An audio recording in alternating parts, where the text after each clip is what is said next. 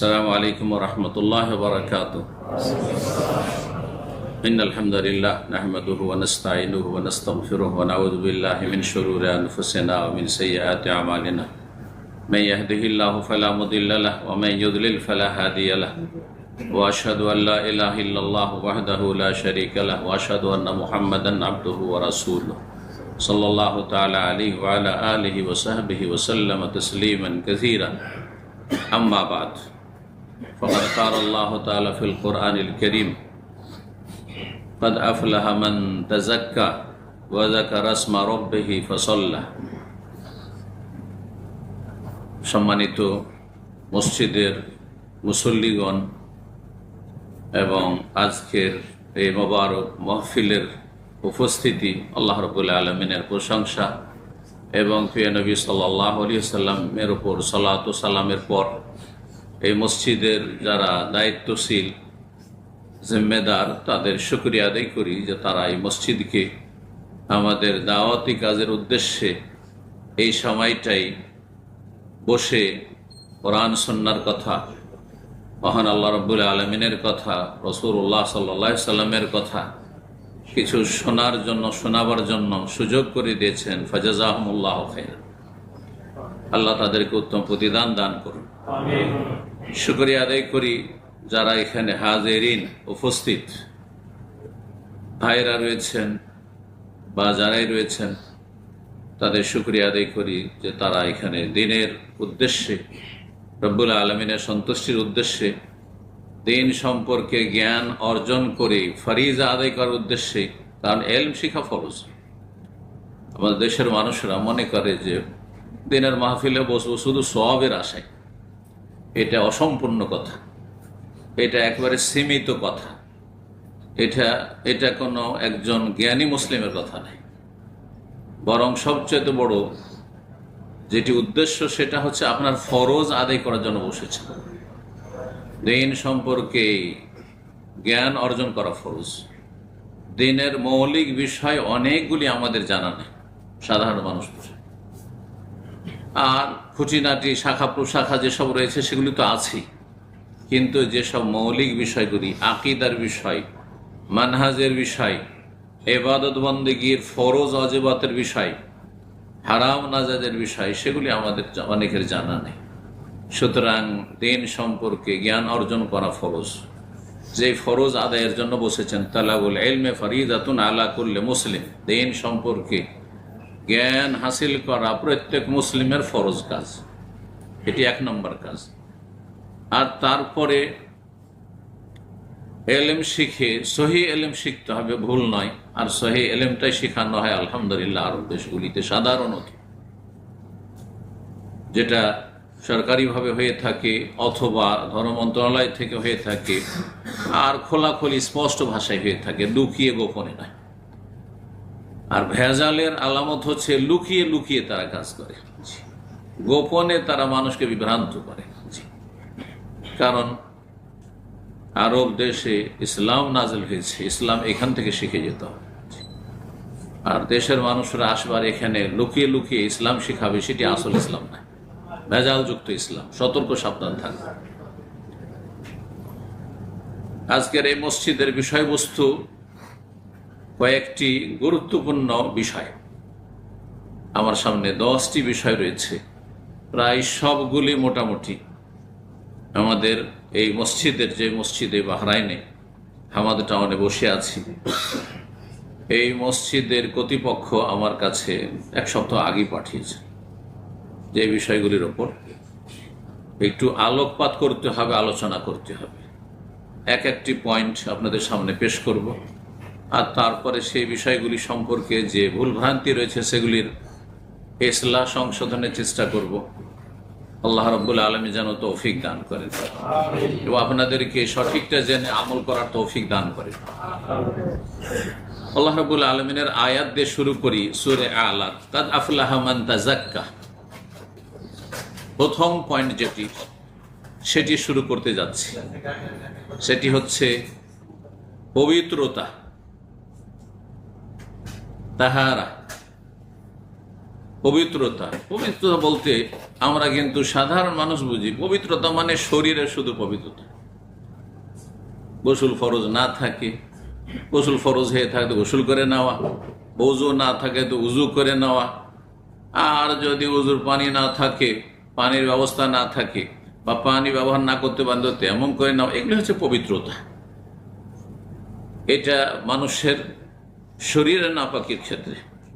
কিন্তু কোনো নাপাক বস্তু যদি লেগে থাকে শরীরে অথবা কাপড়ে বা সালাতের জায়গায়, তাহলে সেসবকে পাক পবিত্র করা, নাজাসাত থেকে নাপাকি থেকে, এটি হচ্ছে বাহ্যিক পবিত্রতা। এগুলি হচ্ছে বাহ্যিক পবিত্রতা, এটি এক ধরনের পবিত্রতা। শুধু এইটাই বুঝলে হবে না, এর চাইতে বড় গুরুত্বপূর্ণ পবিত্রতা হচ্ছে তাহারাতুল কলব, তাজকিয়াতুন নফস, জি, কলবের অন্তরের তাহারাত পবিত্রতা, আত্মার পরিশুদ্ধি, তাজকিয়ায়ে নফস, নফস মানুষের মন। কলবকে কলব কেন বলা হয়? কলব মানে পরিবর্তন হওয়া। এখান থেকে উর্দু বাংলা ভাষা ইনকেলাব বলা হয়। ইনকেলাব মানে কি? বিপ্লব, পরিবর্তন, তাই না? তো পরিবর্তন হওয়া। তো কলব এই জন্য কলব যে ও মুহূর্তে মুহূর্তে ওতে চেঞ্জিং আসতে থাকে। जो लोग सिर्फ उर्दू समझते हैं उनके लिए पहला पॉइंट बता दूं, वही है तज़किया नफ्स। तहारत की बात है, और तहारत दो किस्म की हुआ करती है। ये पहला मेरा नुक्ता है आज की जो है तकरीर का। तहारत हिस्सी या ज़ाहिरी तहारत, ये जिस्म की तहारत, कपड़े की तहारत, नजासत से, हदस से, और जिस जगह में आप नमाज पढ़ेंगे उस जगह की तहारत बाकी। ये तहारत का एक हिस्सा है। इससे अहम तहारत वह है तज़किया नफ्स, नफ्स की पाकिज़गी। तहारतुल क़ल्ब, दिल का साफ सुथरा और क्लीन होना। तो এই প্রথম পয়েন্টটি নিয়ে আলোচনা করব, তা হচ্ছে পবিত্রতা। আর পবিত্রতা দুই ভাগে বিভক্ত। একটা বাহ্যিক পবিত্রতা, যেমনটা বললাম, আবার বলছি, শরীরের পবিত্রতা হচ্ছে হাদাস না থাকে, উজু না থাকলে উজু করে নেওয়া, গোসল ফরজ থাকলে গোসল করে নেওয়া। আর নাজাস থেকে পবিত্রতা হচ্ছে শরীরে যদি নাপাকি লেগে থাকে, পেশাব পায়খানা লেগে আছে তাহলে ধুয়ে পরিষ্কার করা। কাপড়ে লেগে আছে, যে কাপড়ে আপনি ইবাদতবন্দি করবেন, সালাত আদায় করবেন, তাহলে কাপড় পরিষ্কার করে নেওয়া, না হয় পরিবর্তন করা। যেই জায়গায় আপনি নামাজ পড়বেন সেই জায়গা পবিত্রতা রাখা। এর চাইতে গুরুত্বপূর্ণ পবিত্রতা হচ্ছে আত্মার পরিশুদ্ধি, তাজকিয়ায়ে নফস, তাহারাতুল কলব, অন্তরের কলবের পবিত্রতা। সেটা কি থেকে? সেটা দুই ধরনের নাপাকি থেকে। এক হচ্ছে শুবহাত, সংশয়ের নাপাকি, আর একটি হচ্ছে শাহওয়াতের নাপাকি। এই দুই রকমের নাপাকি থেকে অন্তরে দুই রকমের নাপাক বস্তু, অপবিত্র বস্তু অন্তরকে কলুষিত করে, অন্তরকে নোংরা করে দেয়, অন্তরকে তৈয়ব রাখে না, খবিস করে দেয়। পায়খানা নোংরা জায়গা, সেই জন্য সেখানে দোয়া পড়ার সময় বলতো আল্লাহুম্মা ইন্নী আউযু বিকা মিনাল খুবুসি ওয়াল খাবায়েস। তা আপনার অন্তরে যদি খাবাসাত ভরা থাকে, নোংরামি ভরা থাকে, তাহলে আপনার শরীর পাক করে লাভ নেই, আপনার কাপড় পাক করে লাভ নেই, আর আপনার নামাজের জায়গায় শুধু পাক পবিত্র থাকা যথেষ্ট নয়, কিছুই লাভ নেই। আগে আপনার কলব যেটা ভিতরে আছে, যেটা আপনার গোটা শরীরকে মাথা থেকে পা পর্যন্ত আপনাকে পরিচালনা করছে, এই কলব, হৃদয়কে পাক পবিত্র করা, আত্মার পরিশুদ্ধি। সেটা কি থেকে? দুই রকমের রোগ বললাম। এক সংশয়ের রোগ, সবচেয়ে বড় রোগ হচ্ছে অন্তরের। আর সবচেয়ে বড় নাপাকি খাবাসাত হচ্ছে শিরকের রোগ, কুফরের রোগ। অন্তরে যেন শিরিক না থাকে, কলবে হৃদয়ে যেন আল্লাহ ছাড়া অন্যের জায়গা না থাকে। দুর্গার জায়গাও না থাকে, দরগার জায়গা না থাকে। দুর্গার জায়গা থেকে হয়তো মুক্ত জন্মসূত্রে আপনি মুসলিম, আর যে অমুসলিম হিন্দু তার অন্তরে দুর্গার জায়গা আছে, মূর্তির জায়গা আছে। আপনি মূর্তির নাপাকি থেকে পবিত্র করলো, আপনি দরগা, মাজার পূজা আর পীর পূজা আর কবর পূজা, এই যে কবর, গৌস কুতুব আবদালকে এখানে ঢুকিয়ে আপনি আল্লাহর সাথে শরীক স্থাপন করেছেন, যার ফলে আপনার অন্তর একেবারে নাপাক খবিস হয়ে আছে। এই অবস্থায় অন্তরে যদি এই বিশ্বাস থাকে যে আল্লাহ ছাড়াও আল্লাহর ওলি গৌস কুতুব আছে, তারা দিতে পারে, তারা উদ্ধার করতে পারে, তারা রোগ ভালো করতে পারে, তারা বালা মুসিবত দূর করতে পারে, তারা দুর্দিনে কাজে আসে, বাচ্চা না হলে সে তাদের কাছে ধর্ণা দিলে পাওয়া যায়, চাদর চড়াইলে পাওয়া যায়, ওরসে গেলে পাওয়া যায়, তাহলে আপনার নামাজ, রোজা, হজ, যাকাত, তাহারাত, ওযু, গোসল কোনো কিছুতে লাভ নেই, তেমুমে লাভ নেই, কোনো কিছুতে লাভ নেই। লাইন আশরাকতা লা ইয়াহবাতা নাম, সব বরবাদ হয়ে যাবে, ধ্বংস হয়ে যাবে। তাওহীদ সবচেয়ে বড় ইবাদত হচ্ছে তাওহীদ, আনাবুদুল্লাহ ওয়াজতানিবুত তাগুত, মা লাকুম মিন ইলাহিন গায়রুহু। তাওহীদুল্লাহ সবচেয়ে বড় ইবাদত, সবচেয়ে গুরুত্বপূর্ণ ইবাদত। অন্তরে আল্লাহকে শুধু জায়গা দিতে হবে, দরগা দুর্গাকে মুছে ফেলতে হবে। সৃষ্টির পূজা, সৃষ্টির কাছ থেকে কিছু অসাধারণ আশা রাখা, সাধারণ আশা রাখা অসুবিধা নেই। মানুষ কাজে ধার কর্জা নিচ্ছেন, কিছু হেল্প নিচ্ছেন, চাইছেন, অসুবিধা নেই, ভাই ভারী বোঝাটা উঠিয়ে দাও। কিন্তু অসাধারণ কিছু, মরা মানুষের কাছে সবই অসাধারণ, অসম্ভব যে কোনো কিছু দিতে পারে। আর জীবিত মানুষও আপনার চোখের আড়াল থেকে দিতে পারে না। এই জন্য এক কথাই, অন্তরকে শিরক মুক্ত করা, যেমন শিরক মুক্ত করা তেমনই কুফরি মুক্ত করা, নাস্তিকতা মুক্ত করা, ধর্মনিরপেক্ষতা মুক্ত করা, যত রকমের কুফরি আছে, সেহের, জাদু ওর কুফরি, এগুলো থেকে মুক্ত করা, ঈমান ভঙ্গকারী যে বিষয়গুলো, নওয়াকাজুল ঈমান, নওয়াকাজুল ইসলাম, সেগুলো থেকে মুক্ত করা, এই পীর মুরিদের ব্যবসা থেকে মুক্ত করা, আপনার পীর ভক্তি থেকে অন্তরকে পরিষ্কার করা, তাজকিয়া নফস, কাদ আফলাহা মান তাযাক্কা। সফল ওই ব্যক্তি যে আত্মাকে পাক পবিত্র করতে পারল। ওয়াজাকারা ইসমা রাব্বিহি, তারপরে রবকে স্মরণ করলো। আগে ক্লিন করেন, তারপরে আতর লাগান। ডিউটি থেকে এসেছেন, ওয়ার্কশপে কাজ করছিলেন, শরীরে কাপড়ে ময়লা লেগে আছে, আতর মারবেন, স্প্রে মারবেন, নাকে গোসল করবেন, কাপড় সাফ করবেন, পরিষ্কার কাপড় পরবেন, তারপরে আপনি আতর সেন্ট মারবেন। জি, তাওহীদকে সুসজ্জিত করবেন শিরক মুক্ত হয়ে। তো এটা অত্যন্ত জরুরি। কাদ আফলাহা মান তাযাক্কা ওয়া যাকারা ইসমা, তারপর রবের নাম স্মরণ করবেন, রবকে স্মরণ করবেন আপনি। ইয়া আল্লাহ, ইয়া রহমান, এই নয় যে ইয়া গৌস, ইয়া কুতুব, ইয়া আবদাল, না না, মোটেই না, কেউ দিতে পারেন না। মা লাকুম মিন ইলাহিন গায়রুহু,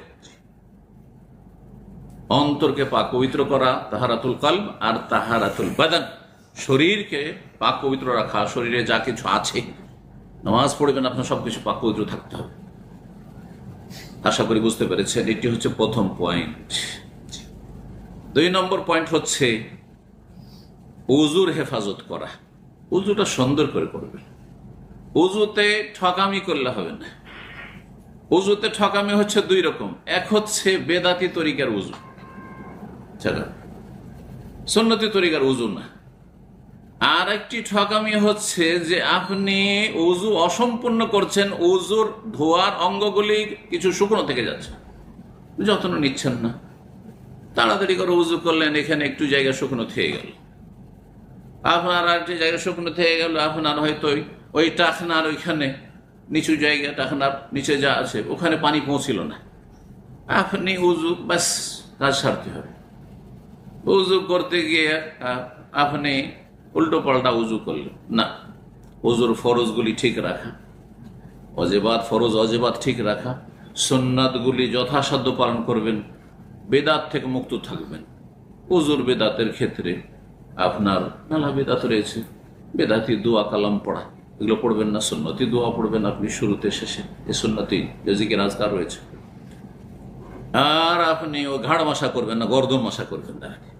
গর্দন মশার বেদাত আমাদের সাথে, এদিক থেকে এতটুকু না, পুরো মাথার মশা করবে না, এদিক থেকে এতটুকু করলেন আর দিলেন ঘাড়, এই কাটিং না, এই কাটিং করবেন না। হ্যাঁ, এটাকে ছাঁটাই করবেন, মানে এই বেদাতকে ছাড়তে হবে আপনাকে। সুন্নতি তরিকায় আপনি উজু করবেন, বেদাত মুক্ত উজু করবেন, অতিরিক্ত কোনো বানানো দোয়া পড়বেন না মুরব্বীদের, যদি রাসূলুল্লাহ সাল্লাল্লাহু আলাইহি ওয়াসাল্লাম হাদিসে না থাকে, সহিহ হাদিসে না থাকে। এক শ্রেণীর লোকেরা প্রত্যেক উজুর অঙ্গের এক একটি করে দোয়া আবিষ্কার করেছে। যেমন সাফা মারওয়ার চক্করে এক এক চক্করে 7 চক্করে 7 দোয়া, বাইতুল্লাহর তাওয়াফে 7 চক্করে 7 দোয়া। এগুলো বিদআত, এগুলি ছাড়তে হবে। এগুলি আগাছা। আগাছা বুঝেন? কৃষি কাজ করেছেন, ধানের জমি, গমের জমি, আর ওখানে মেলা ঘাস হয়ে গেছে। ঘাসগুলো সাফ না করলে আপনার গম হবে না, ধান হবে। ঠিক তেমনি আপনার বিদআত থেকে পরিষ্কার পরিচ্ছন্ন না করলে ইবাদত বন্দেগী সহিশুদ্ধ হবে না, কবুল হবে না। যার ফলে ওই বিদআতি তরিকা বাদ দিতে হবে। উজুর ক্ষেত্রে, সালাতের ক্ষেত্রে সুন্দরভাবে উজু করতে হবে। উজুতে আপনার এমন কাজ করবেন না যাতে শুকনো থেকে যায়, অসম্পূর্ণ থেকে যায়। অনেক সময় উজু পানি আছে কিন্তু আপনি তয়াম্মুম করে সেরে নিলেন, জায়েজ নয়। অনেকে আজকাল মক্কা মদিনে যায় আর ভিড়ে হারামের মধ্যে আছে, ঘুমিয়ে আছে। আমার অনেক লোক এরকম জায়গায় ঘুমিয়ে আছে, গভীর ঘুমে ঘুমাচ্ছে, জাগিয়ে দিলাম, উজু করে এসে দিকে জামাত শুরু হতে যাচ্ছে, আর ও যাবে না, ওতে নামাজ পড়িয়ে নিল, নামাজ হবে না। নবী সাল্লাল্লাহু আলাইহি ওয়াসাল্লাম মিফতাহুস সালাত আত-তাহুর, আরে নামাজের চাবি হচ্ছে পবিত্রতা। গোসল ফরজ থাকলে গোসল করা, উজু না থাকলে উজু করা। উজু ভঙ্গের কারণ হয়েছে শুধু উজু করে আসেন, জামাত পান আর নাই পান, উজু করে আসতে হবে।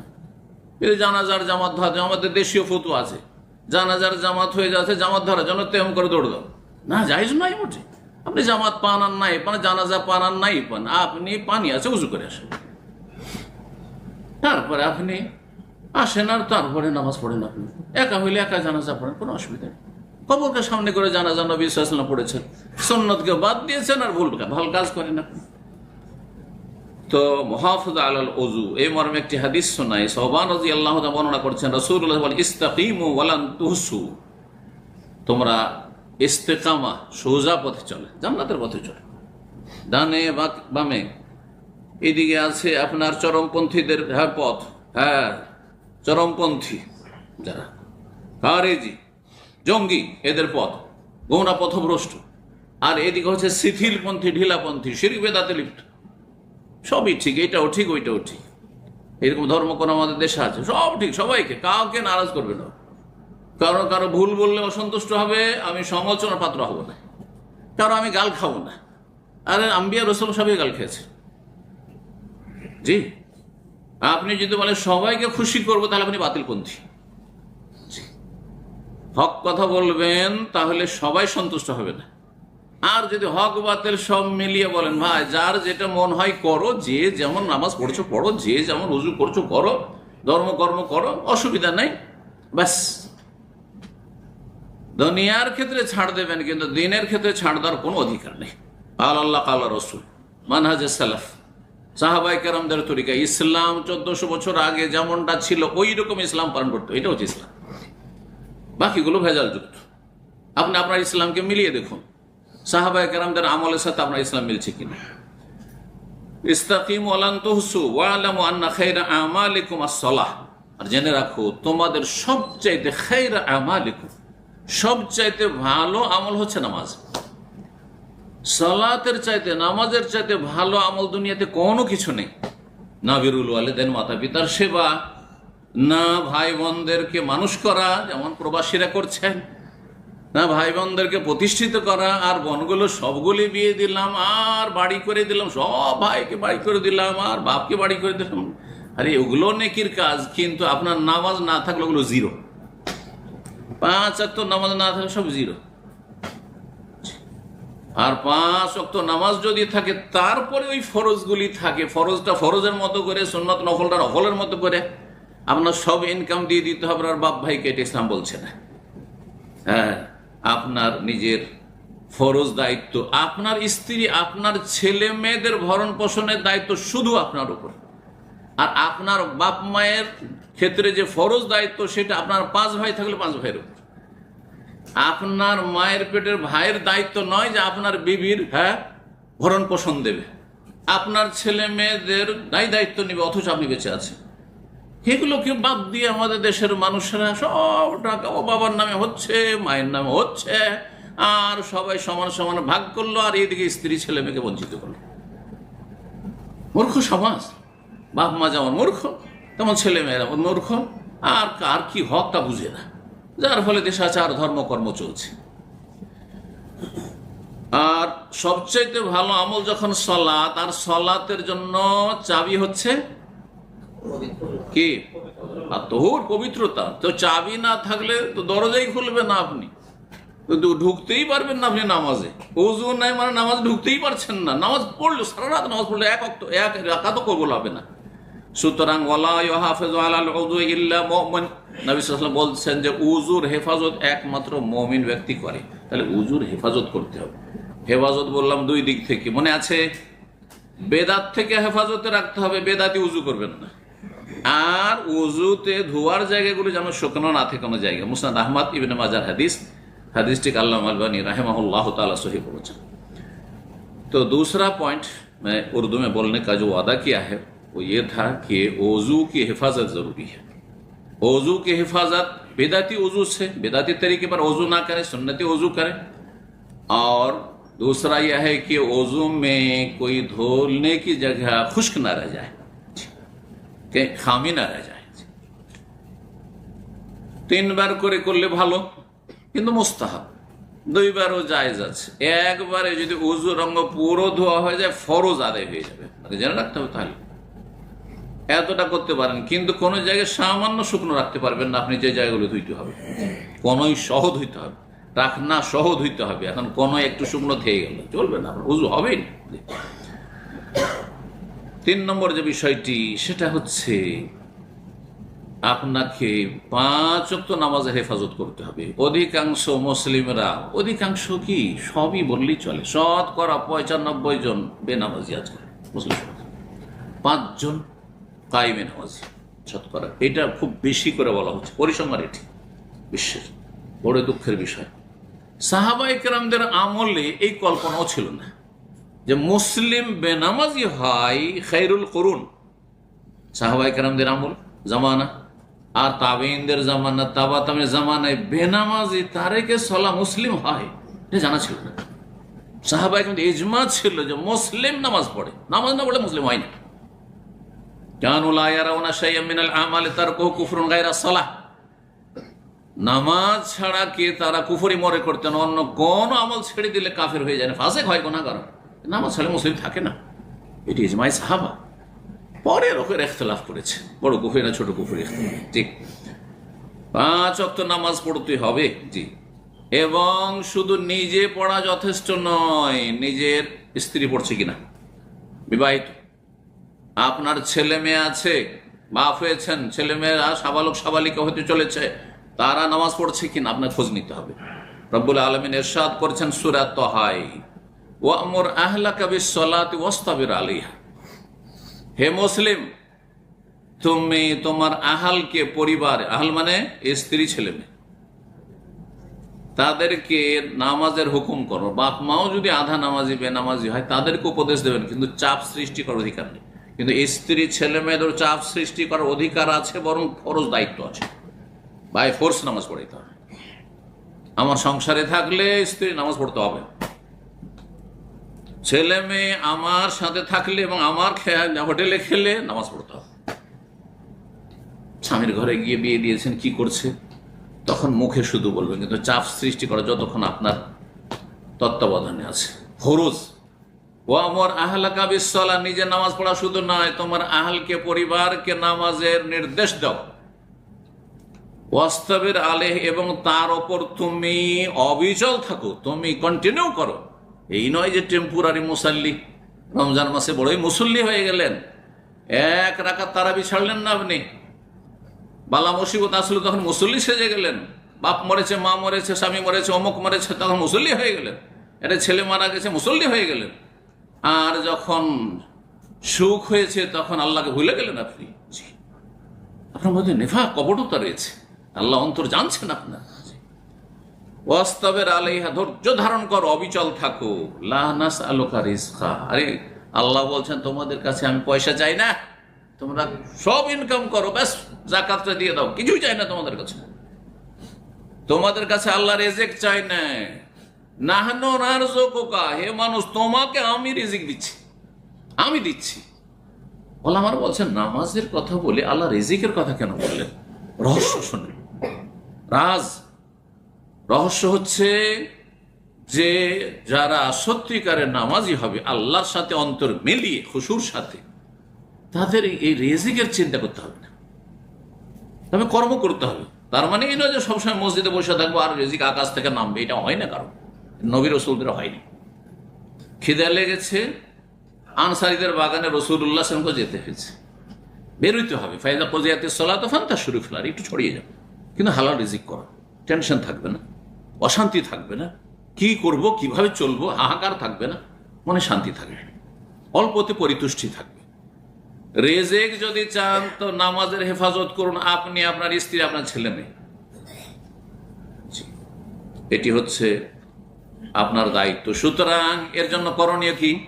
নামাজ পড়বেন, প্রতিদিন টেলিফোন করছেন, এই দুনিয়ার খোঁজ খবর নিচ্ছেন স্ত্রীর কাছে, ছেলে মেয়েদের সাথে কথা বলছেন, নামাজের কথা বলছেন, যে আজকে ফজর টাইমে পড়েছো না সূর্য উঠে গেছে, 5 ওয়াক্ত নামাজ পড়ছো তো, হ্যাঁ ছেলে মেয়েরা নামাজ পড়ছে তো, স্ত্রীর কাছেও খোঁজ নেন। আর ছেলে মেয়েরা এখন 7 বছরের ওপরে হয়ে গেছে, 10 বছর হয়েছে, এখন প্রতিদিন খোঁজ নেন যে এরা 5 ওয়াক্ত নামাজ পড়ছে কিনা। अवश्य खोज नीते হবে, এটা আপনার ফরজ দায়িত্ব। तो तीसरी बात जो इस मजलिस की है वो ये है कि आप खुद नमाजी हों, नमाज की हिफाजत करें और अपने अहलो आयाल को नमाज की रहनुमाई करें, नमाज की ताकीद करें। ये आपकी फरीज़ जिम्मेदारी है। डेली आप फोन करते हैं, पूछें उनको, पहले नमाज की बात पूछें, इस्लाम की बात, ईमान की बात पहले पूछें दुनिया से पहले, फिर जो है दूसरी बात आप उनसे करें। अल्लाह ताला तौफीक अता फरमाए। আল্লাহ বলছেন কু আনফুসাকুম ওয়া আহলিকুম নারা, হে ঈমানদারগণ আগে নিজেকে বাঁচাও জাহান্নাম থেকে আর নিজের আহালকে বাঁচাও। আপনি দেশবাসীর কেন চিন্তা করছে? এত বড় বড় আজকাল আন্তর্জাতিক চিন্তা ইস্যু নিয়ে, এই বিশ্বে কি, মুসলিম বিশ্বে কি হচ্ছে, তো ফিলিস্তিনে কি হচ্ছে, কিন্তু আপনার ঘরের খবর নাই। আগে ঘরকে ঠিক করেন আপনি। আপনার নিজের ঘর যদি জান্নাতে চলে যায় আর দুনিয়া যদি জাহান্নামে চলে যায়, আল্লাহ হাশর মাঠে আপনাকে জিজ্ঞাসা করবেন। এমনকি আলেমেরও আগে ঘরের দায়িত্ব, তারপরে পরের দায়িত্ব। হ্যাঁ, পর সম্পর্কে আলেমের দায়িত্ব আছে, আমার দায়িত্ব আছে, কিন্তু আগে ঘরের অবস্থা যদি আমার ঠিক না থাকে, তাহলে আমার পরকে হেদায়েত করে নাজাত নেই। এটা আপনাকে সবসময় চিন্তা করতে হবে। 4 নম্বর যে বিষয়টি, সেটা হচ্ছে কিছু মানুষ আছে যারা দুনিয়াকে 1 নম্বরে রাখে।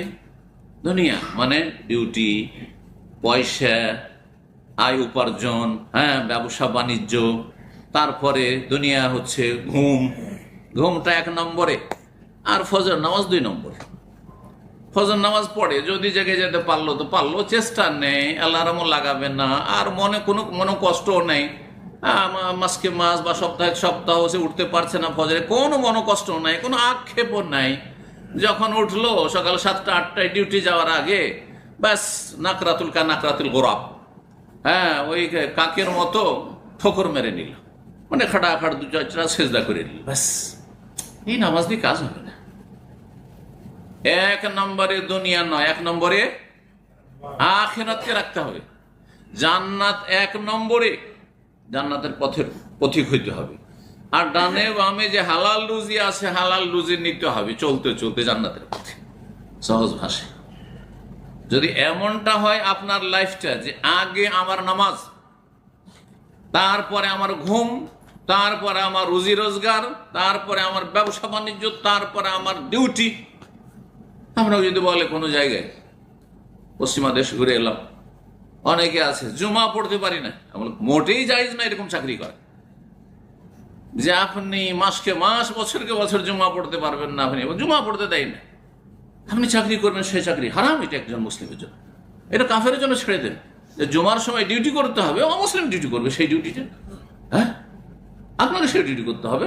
আপনার জন্য মেলা হালাল রাস্তা আছে। নামাজের ক্ষেত্রে আজান হচ্ছে, আপনাকে ফরজের সময় দিতে হবে, ফরজের সময় দিতে হবে। বিড়ি সিগারেট খাওয়ার সময় দিচ্ছে লেবারদেরকে, আর আপনাকে ফরজ 4 রাকাত নামাজ পড়ার সময় দেবে না, যাতে 5-7 মিনিট লাগবে। 7 মিনিট থেকে 8 মিনিটে 4 রাকাত নামাজ হবে, মানে সর্বনিম্ন যেটা নামাজ।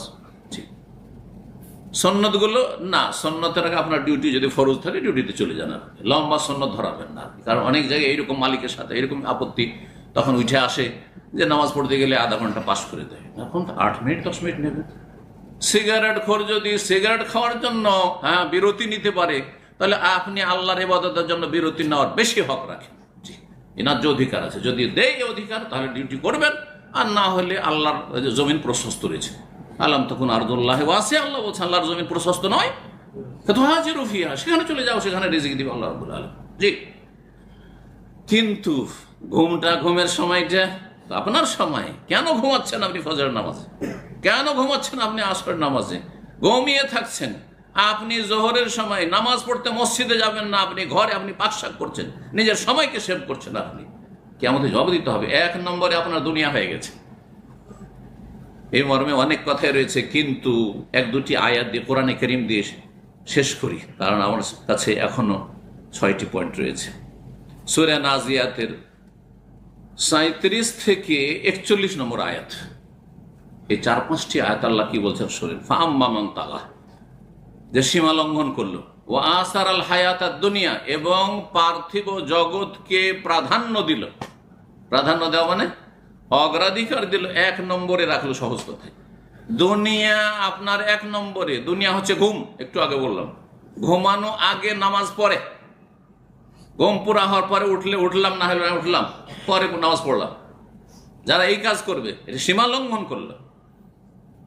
আগে আমার ডিউটি, আগে আমার চাকরি, আগে ব্যবসা, আগে আমার কম্পিউটার হিসাব আছে, এই আছে সেই আছে, আমার অনেক ব্যস্ততা আছে, করে তারপরে আগে আমি একটা কাস্টমার পেয়েছি, কাস্টমার পৌঁছাবো, তারপর নামাজ পড়বো। নামাজ রক্ত পার হয়ে চলে যাচ্ছে। 1 নম্বরে যারা রাখবে দুনিয়াকে, আসারাল হায়াতাদ দুনিয়া, সীমা লঙ্ঘন করলো, ফাইনাল জাহিমা হিয়াল মাওয়া, জাহান্নাম তাদের বাসস্থান।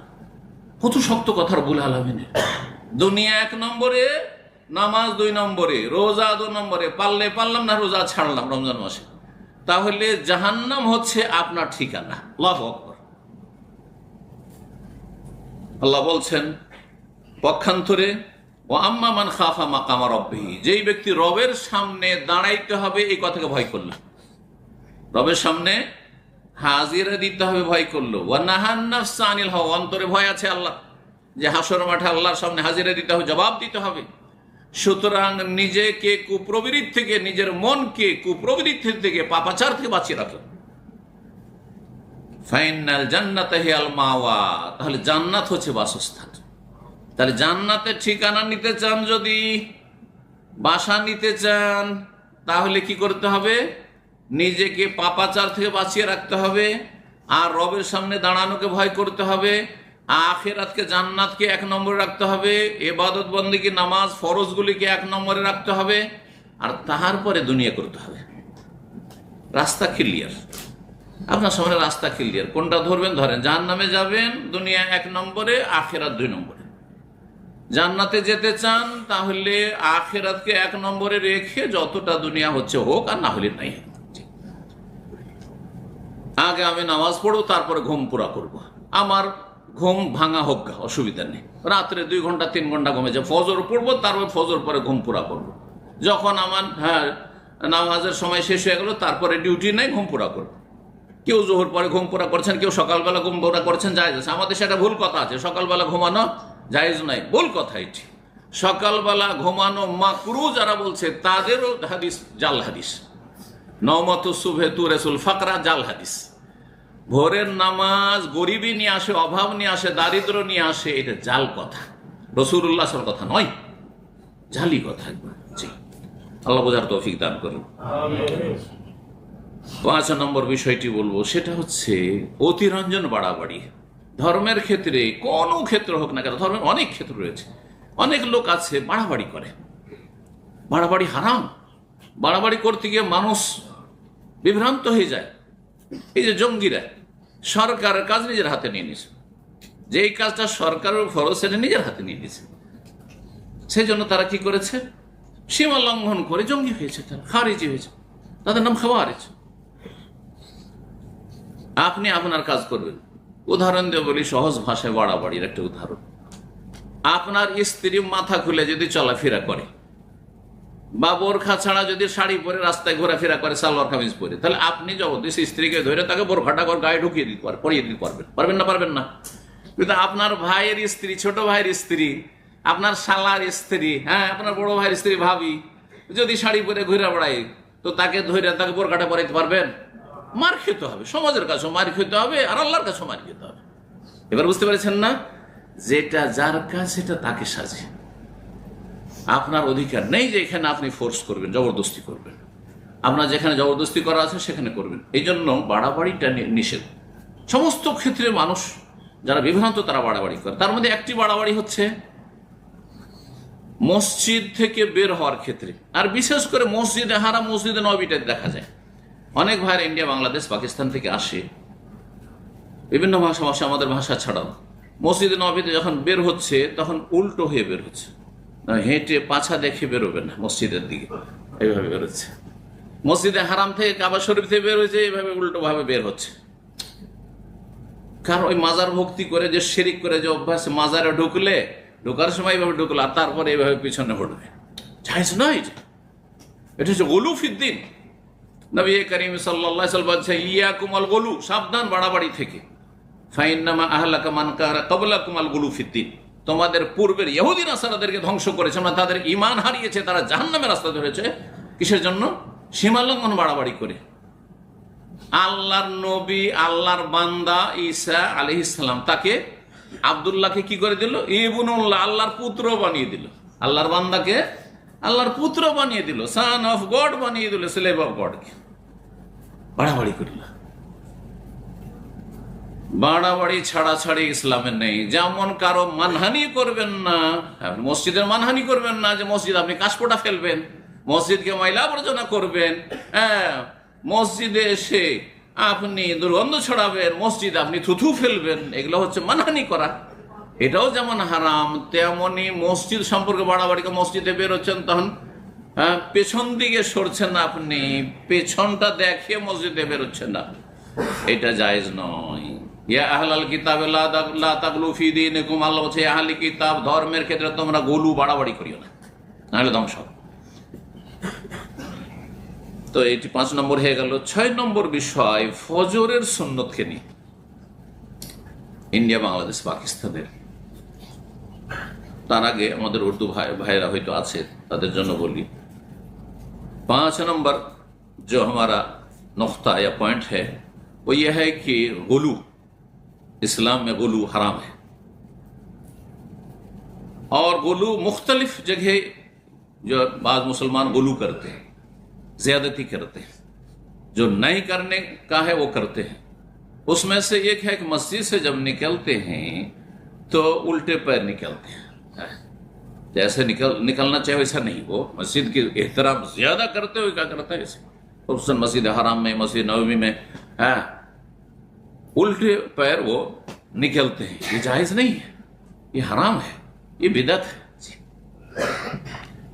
गुमराही है, कुल्लु बिदअतिन दलाला। 6 নম্বর যে বিষয়টি সেটা হচ্ছে ফজরের সুন্নত। 6 নম্বর পয়েंट फजर की सुन्नत। फजर की सुन्नत ये है कि आप फर्ज नमाज से पहले ही पढ़ें, घर में पढ़े या मस्जिद में पढ़े, 2 बार ना पढ़े। मस्जिद घर में पढ़ लिया और मस्जिद में आए टाइम है तो तहियतुल मस्जिद पढ़े, 2 बार एक सुन्नत नहीं, ये असल है। लेकिन मस्जिद आए और जमात खड़ी हो रही, इकामत हो रही है, तो फिर आपके लिए जायज नहीं है कि इस कोने में खड़े, यहाँ खड़े हो जाए, वहां खड़े, इधर जमात चल रही है, इकामत होगी और वो सुन्नत पढ़ ही रहे हैं, ये जायज नहीं है। ये इमाम की मुखालफत है और ये रसूलुल्लाह सल्लल्लाहु अलैहि वसल्लम की मुखालफत। सबसे बड़ी चीज रसूलुल्लाह सल्लल्लाहु अलैहि वसल्लम का नाफरमानी है। और मन आसानी फक़द आवा, मन आतानी दखल जन्नत, सही बुखारी की हदीस है। जो मेरी इताअत करे, मुझे माने, वो जन्नत में जाएगा, और जो मेरी नाफरमानी करे वो जन्नत जाने को इनकार किया उसने, आप नाफरमानी की, इसे रसूलुल्लाह सल्लल्लाहु अलैहि वसल्लम ने मना किया है। इस तरीके से जमात चल रही है और मुसलमानों की जमात छोड़ करके आप जो है इधर उधर जो फजर की सुन्नत पढ़ रहे हैं, ये बिल्कुल जायज नहीं है। मैं अपनी तरफ से नहीं बोल रहा हूँ, रसूलुल्लाह सल्लल्लाहु अलैहि वसल्लम की हदीस शरीफ। तो हदीस सुनाय আপনাদেরকে। সুন্নত তরিকা হচ্ছে যে ফজরের সুন্নত ফরজ নামাজ শুরু হওয়ার আগেই পড়ে নেবেন। আপনি জামাত শুরু হওয়ার আগে, ইকামতের আগে বাড়িতে পড়েন, তাহলে আর মসজিদে পড়বেন, মসজিদে এসে তাইতুল মসজিদ টাইম থাকলে। আর টাইম না থাকলে একামত হতে লেগেছে, সরাসরি জামাতে লাগবেন। যদি জামাত শুরু হয়ে গেছে অথবা একামত হয়ে গেছে আর এসে শুরু করেন, তাহলে সুন্নতের খেলাফ কাজ করলেন, আপনি গুনহার কাজ করলেন, রাসূলুল্লাহ সাল্লাল্লাহু আলাইহি ওয়াসাল্লাম নাফরমানি করলেন। হাদিস শোনায় সহিহ মুসলিমের 1160 নম্বর হাদিস। আবু হুরায়রা রাদিয়াল্লাহু তাআলা আনহু বর্ণনা করেছেন, রাসূলুল্লাহ সাল্লাল্লাহু আলাইহি ওয়াসাল্লাম বলে, ইযা উকিমাতিস সালাতু ফালা সালাতা ইল্লাল মাকতুবা। যখন কোন নামাজের একামত হয়ে যাবে, বুঝছেন তো, একামত হয়ে যাবে, কাদ কামাতিস সালাহ, কাদ কামাতিস সালাহ হয়ে গেল, একামত হয়ে গেছে, শুরু হয়ে গেছে একামত। ফালা সালাতা, অন্য কোন নামাজ নেই। নবী সাল্লাল্লাহু আলাইহি ওয়াসাল্লাম বলছেন নামাজ নেই, আর আপনি নামাজ শুরু করছেন ফজরের সুন্নাত। কত নাফরমানি আপনার, এটাকে ছোট মনে করছেন আপনি। ফালা সালাতা, কোন নামাজ নেই, ইল্লাল মাকতুবা, ফরজ ছাড়া। ইমাম সাহেবের সাথে লাগে, ইমাম সাহেবের বিরোধিতা করবেন না, রাসূলুল্লাহ সাল্লাল্লাহু আলাইহি ওয়াসাল্লাম বিরোধিতা করবেন না। আপনি দুই বিরোধিতা করলেন, আপনি সবচেয়ে বিরোধিতা রাসূলুল্লাহ সাল্লাল্লাহু আলাইহি ওয়াসাল্লামের হাদিস শরীফের নাফরমানি করলেন আপনি।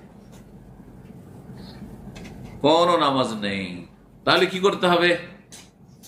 জামাতে নামাজ পড়ে নেন আপনি ফরজ, আর তারপরে আপনার সামনে দুটো অপশন, হয় ফরজ শেষ করার পরে মসজিদে আপনি 2 রাকাত পড়ে নেন, জায়েজ আছে, এই মর্মে হাদিস রয়েছে, সহিহ হাদিস রয়েছে যে কিছু কিছু সাহাবীরা নবী করিম সাল্লাল্লাহু আলাইহি ওয়াসাল্লামের আমলে যাদের হয়তো সুন্নাত পড়তে পারেনি, জামাত শুরু হয়ে গেছিল, তারা পরে সুন্নাত পড়েছে, নবী সাল্লাল্লাহু আলাইহি ওয়াসাল্লাম কিছু বলেননি।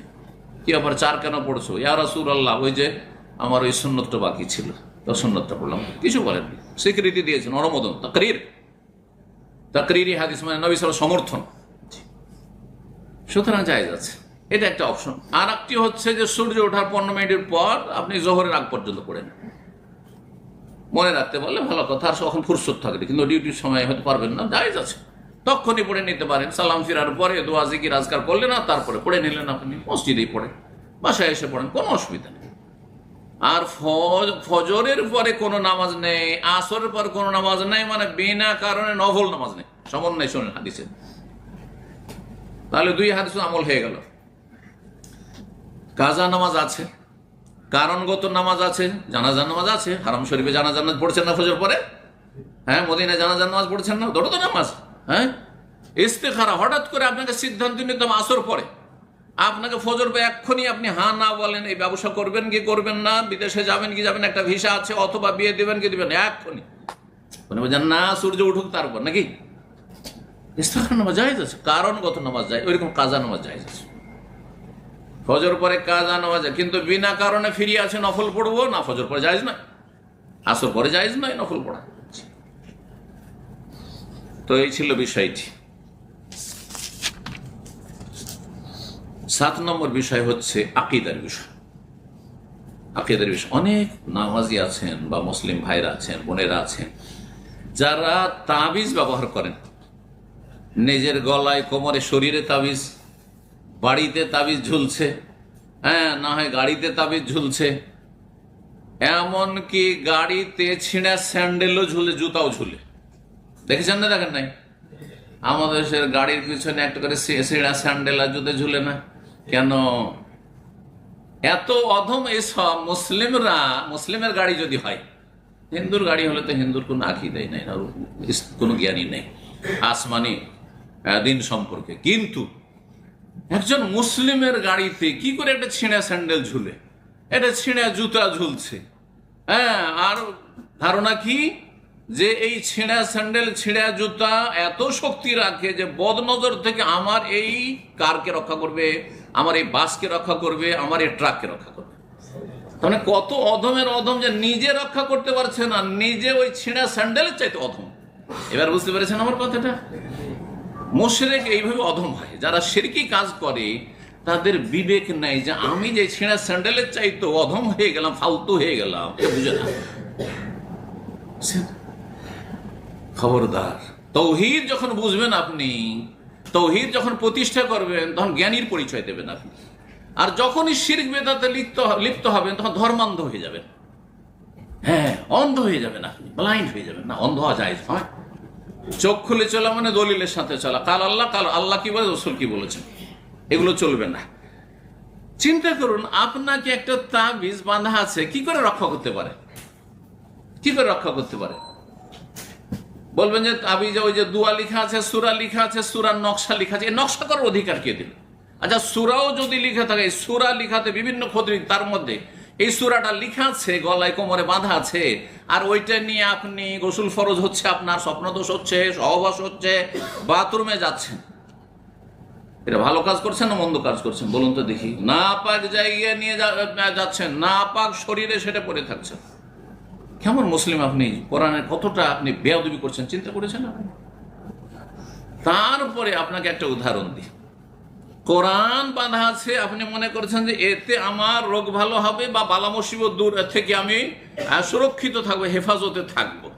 আচ্ছা বলুন তো দেখি, কোরআনে কারীম হচ্ছে প্রিসক্রিপশনের মতো। ডাক্তার যেমন প্রিসক্রিপশন ওষুধ লিখে দেয় এটা পেপারে, ঠিক না? আল্লাহ এরকম আসমানি চিকিৎসা প্রিসক্রিপশন লিখে দিয়েছেন কোরআনে কারীমে। এবার বুঝতে পারছেন?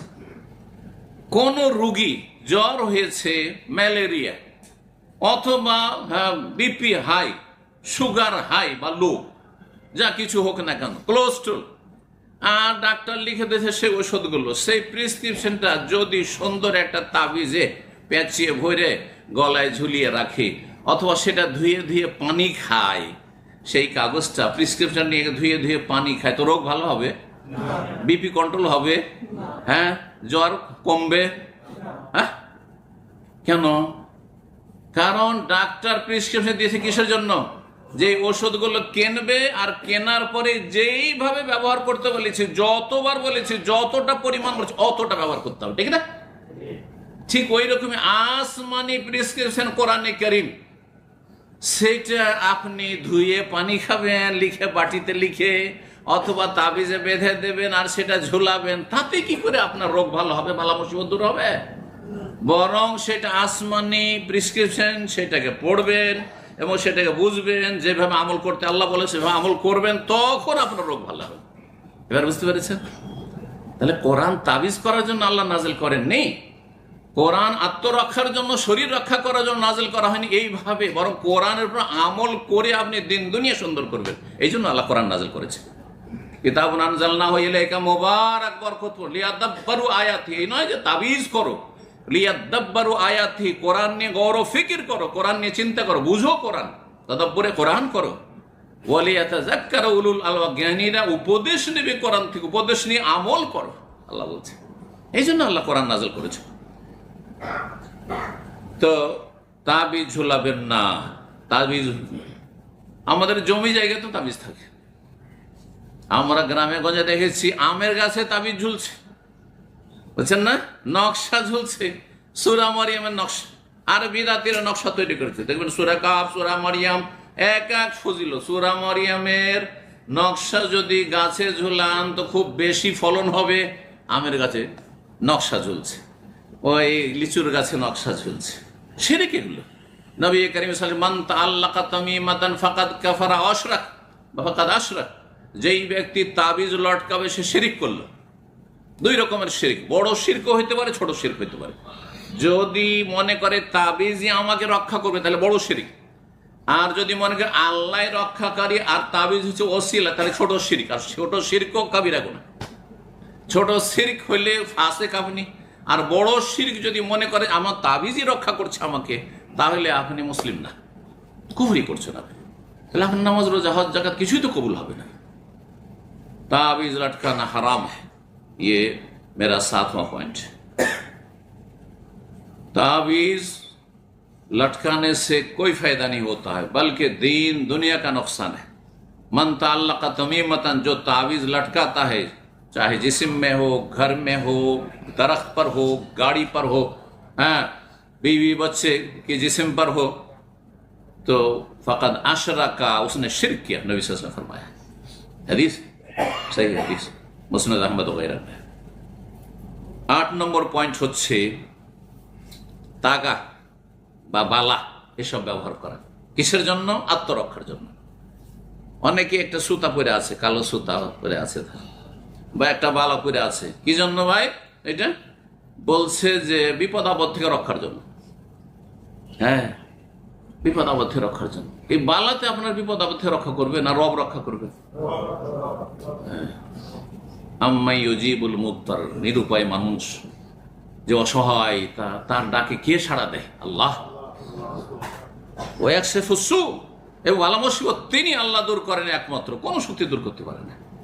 ইয়ামসাসকাল্লাহু বিদুররিন ফালা কাশিফা লাহু ইল্লা হু, আল্লাহ যদি তোমাকে অনিষ্ট দ্বারা স্পর্শ করেন তো ফালা কাশিফা লাহু, সেটা কেউ দূর করতে পারে না। তাবিজও নাই, তাগাতেও নাই, সুতাতেও না, আর বালাতেও নাই, কোনো কিছুতে নাই, আর দরগাতেও না, দুর্গাতেও না, ইল্লাহু, তিনি ছাড়া কেউ সেটা দূর করতে পারে না।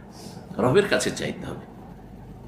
ইব্রাহিম আলাইহিস সালাম বলছেন কোরআনের ভাষায়, দলিলের সাথে বলছি, ওয়াইজা মারিদতু ফাহুয়া ইয়াশফিন, আমি অসুস্থ হইলে ফাহুয়া, তিনি আমাকে শেফা দান। কে?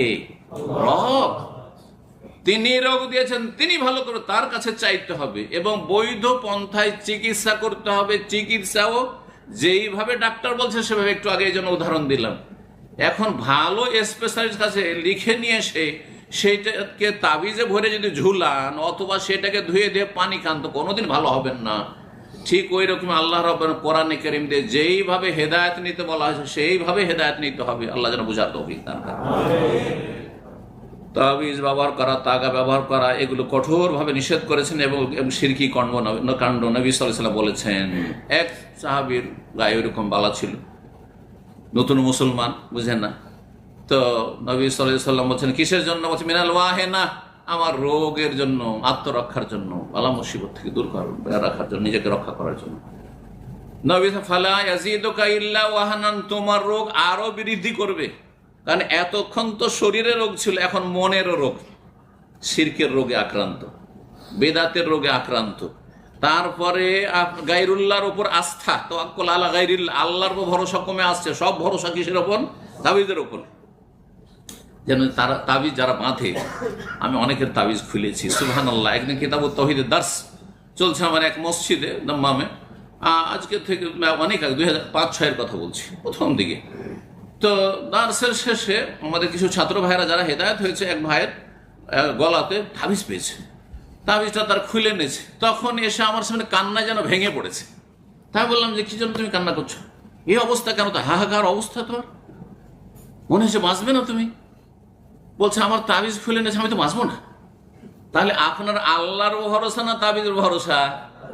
আল্লাহ ছাড়া অন্যের উপর ভরসা থাকলে এটা বড় শিরক নয়? অন্তরের ভরসা কার উপর হইতে হবে? ওমাইয়া তাওয়াক্কাল আলাল্লাহি ফাহুয়া হাসবুহ, আল্লাহর উপর কেউ যদি ভরসা করে আল্লাহ তার জন্য যথেষ্ট হয়। আল্লাহ কাফি, আল্লাহ কাফি, আল্লাহ যথেষ্ট। আল্লাহর উপর ভরসা করুন। আর বৈধ মাধ্যম ব্যবহার করো, অবৈধ মাধ্যম ব্যবহার করো, যেটা মাধ্যম নয় সেটাকে মাধ্যম মনে করে, এটা শিরক। এটাকে শিরকে আসগার বলা হয়েছে। শিরকে আসগারের সংজ্ঞাই করা হয়েছে যেটা মাধ্যম নয় সেটাকে মাধ্যম মনে করা। এই জন্য টোটকা ফোটকা শিরিক।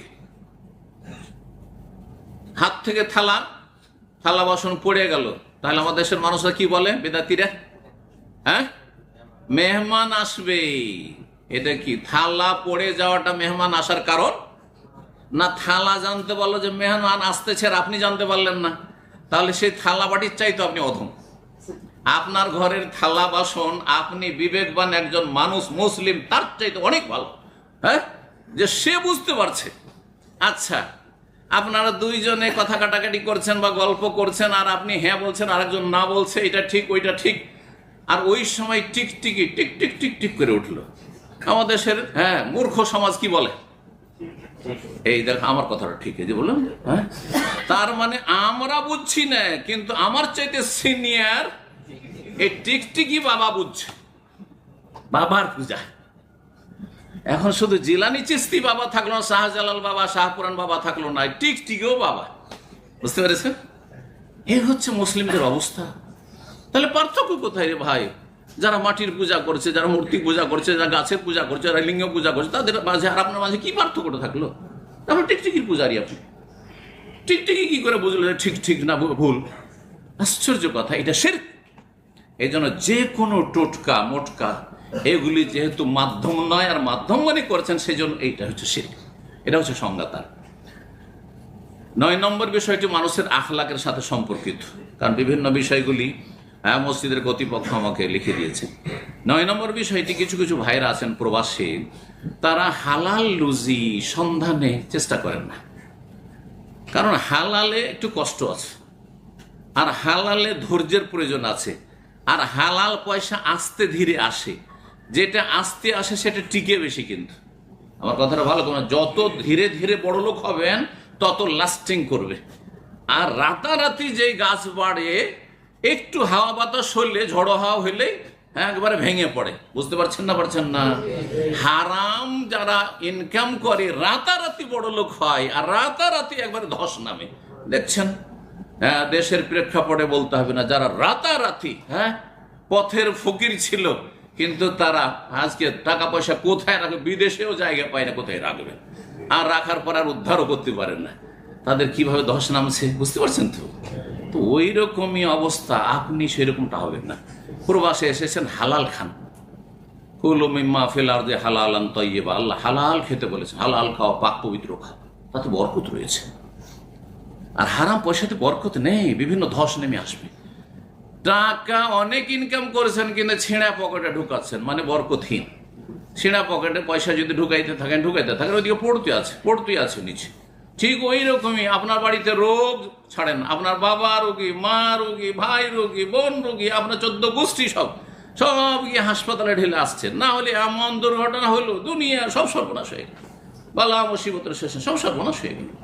জমি জায়গা কিনলে সব বেদখল হয়ে গেল। জমি জায়গা ধন সম্পদ করেছে, স্ত্রীর জন্য স্ত্রী উধাও হয়ে গেল। পরকীয়া প্রেমে লিপ্ত হয়ে। আল্লাহর আযাব এগুলো, এই হারাম খাওয়ার জন্য এগুলো আল্লাহর আযাব। সতর্ক, সাবধান। জি, হালাল খাবেন। অনেকে এসে চুরি করে। স্ক্রাবের ব্যবসাতে যারা জড়িত অথবা লেবারের কাজে, অনেকেই, কত যে আসামি জেলে বক্তব্য করতে গিয়ে দেখলাম, নতুন নতুন রড গিয়ে সব কেটে কেটে কেটে কেটে চুরি করে, বলছে যে সব স্ক্রাব। বুঝলেন তো, স্ক্রাবের ব্যবসা। সেকেন্ড হ্যান্ড মাল বলে নতুন নতুন মানুষের চুরি করে নিয়ে আসছে। সুরক্ষিত আছে, এই রাস্তাঘাটে পড়ে নেই, আপনার কোনো অধিকার নেই। হারাম রেজেক গ্রহণ করবেন না, আর ধোকা খাবেন না যে রাতারাতি বড় লোক হয়ে গেলাম আর তাড়াতাড়ি দেশে চলে গেলাম, কোটিপতি হয়ে গেলাম। না, হালাল রুজি ভক্ষণ করুন। এবং এই সব চুরি করা মাল সামান অনেকে দেশে নিয়ে যাচ্ছেন, অনেকে বিক্রি করছেন, আর সেটা আপনি দেশে টাকা পাঠাচ্ছেন, আপনার স্ত্রীকে হারাম খাওয়াচ্ছেন, ছেলে মেয়েকে হারাম খাওয়াচ্ছেন। আপনার হারাম পয়সা খেয়ে আপনার স্ত্রী ভালো হবে, সুতি হবে, পরহেজগার হবে? কখনো হবে না।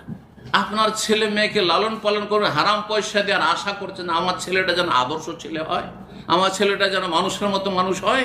কখনো হবে না, কখনো হবে না। ছেলে মেয়েকে হারাম খাওয়াইলেন আর আপনি জাহান্নামে গেলেন। কত হতভাগা আপনি, যে পরের চিন্তা করতে গিয়ে আপনি জাহান্নামে গেলেন। যে ছেলে মেয়েকে সুখী করব, সেই জন্য হারাম খেলাম আর আমাকে জাহান্নামে যেতে হইল। এমন কেন হবে না?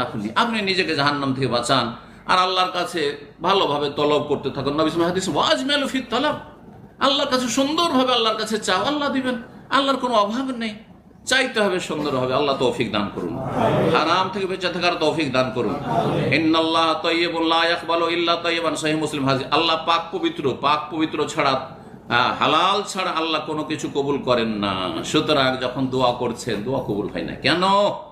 কারণ আপনার রিজিক হালাল নয়, রিজিক স্বচ্ছ নয়, পরিষ্কার পরিচ্ছন্ন নয়। হালাল রিজিক খাবেন, আল্লাহর কাছে দোয়া করবেন, আল্লাহ কবুল করবেন, আল্লাহ তৌফিক দান করবেন। 9টি বিষয় প্রায় হয়ে গেছে। আর সর্বশেষ বিষয়, বেশ কিছু বিদআত মসজিদে হয়ে থাকে, সে বিদআতগুলি থেকে সতর্ক করব। নাজায়েজ কাজ হয়ে থাকে, তার মধ্যে একটি হচ্ছে নিয়ত পড়া। এসে মসজিদে যখন নামাজ শুরু করছে, ফরজ বা নফল বা সুন্নত যাই শুরু করছেন, এই নিয়ত পড়া। নিয়ত মুখে পড়ার জিনিস নয়। নিয়ত মানে অন্তরের ইচ্ছা, অন্তর সংকল্প।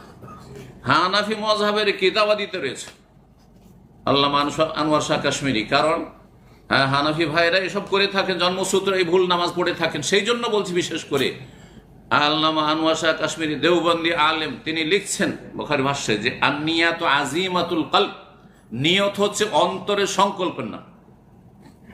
দুনিয়ার সমস্ত নিয়ত এখানে করেন, শুধু নামাজের আর রোজার নিয়ত এখানে করেন।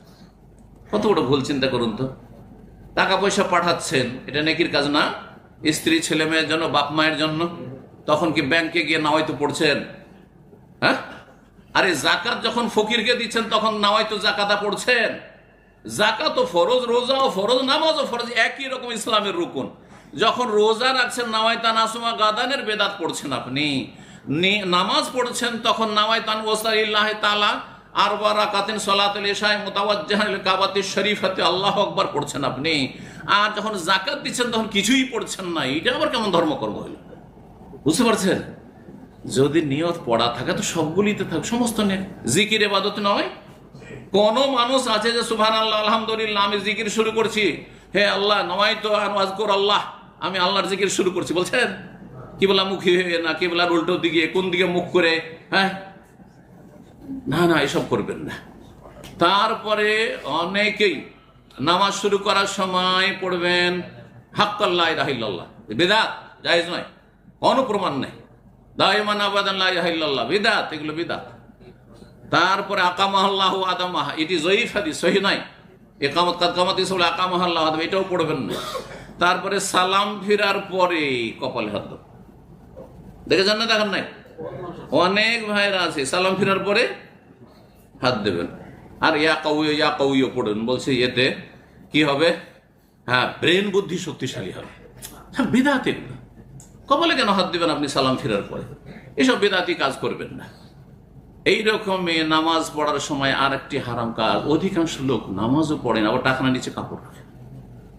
শুধু মসজিদে এসে গুটিয়ে নেবেন এটা নয়, সবসময় টাকনার উপরে কাপড় রাখেন। এতে আপনার ক্ষতিটা কোথায়? বরং আপনি জান্নাতের পথে আছেন। আর যদি টাকনার নিচে কাপড় পরেন তাহলে জাহান্নামে যেতে হবে, নবী সাল্লাল্লাহু আলাইহি হাদিসে রয়েছে মা আসফালা মিনাল কাবাইন মিনাল ইজারি ফিন্নার। সুতরাং টাকনার নিচে কাপড় কখনো রাখবেন না, মসজিদও রাখবেন না, মসজিদের বাইরেও রাখবেন না। আল্লাহ রাব্বুল আমল করার তৌফিক দান করুন, গুনাহ খাতা মাফ করুন। আর কথা আমার যথেষ্ট হয়ে গেছে, 1 ঘন্টার বেশি হয়ে গেছে, সুতরাং এখানে আলোচনা শেষ করছি। সবার জন্য দোয়া করি আল্লাহ আমাদের সকলের যেন ভালো করেন। যেসব ভাই বোনেরা এখানে হাজির হয়েছেন তাদেরকে আল্লাহ উত্তম প্রতিদান দান করেন, রুজিতে বরকত দান করেন, হালাল খাওয়ার তৌফিক দান, হালালে বরকত দান করেন, হারাম থেকে বেঁচে থাকার তৌফিক দান করেন, 5 ওয়াক্ত নামাজ পড়ার তৌফিক দান করেন এবং শিরক বিদআত থেকে আল্লাহ বাঁচিয়ে রাখেন। আল্লাহ নেক হায়াত দান করেন। ছেলে মেয়েদেরকে লালন পালন আল্লাহ যেন সহজ করে দেন এবং তাদেরকে নেক হায়াত দান করেন। সমস্ত বালা মুসিবত অনিষ্ট থেকে আল্লাহ হেফাজতে রাখেন, জালেমের জুলুম থেকে আল্লাহ হেফাজতে রাখেন। দোয়া করি শেষখানে এই বাহরাইনের জন্য, বাহরাইনের শাসকদের জন্য, বাহরাইনের সরকারের জন্য, কর্মকর্তাদের জন্য, আর ধর্ম মন্ত্রণালয়ের দায়িত্বশীলদের জন্য আল্লাহ তাদেরকে জাযায়ে খায়ের দান করেন এবং সমস্ত অনিষ্ট থেকে আল্লাহ হেফাজতে রাখেন। ওয়া সাল্লাল্লাহু ওয়া সাল্লামা আলা নবিয়িনা মুহাম্মদ ওয়া আলা আলিহি ওয়া সাহবিহি আজমাইন।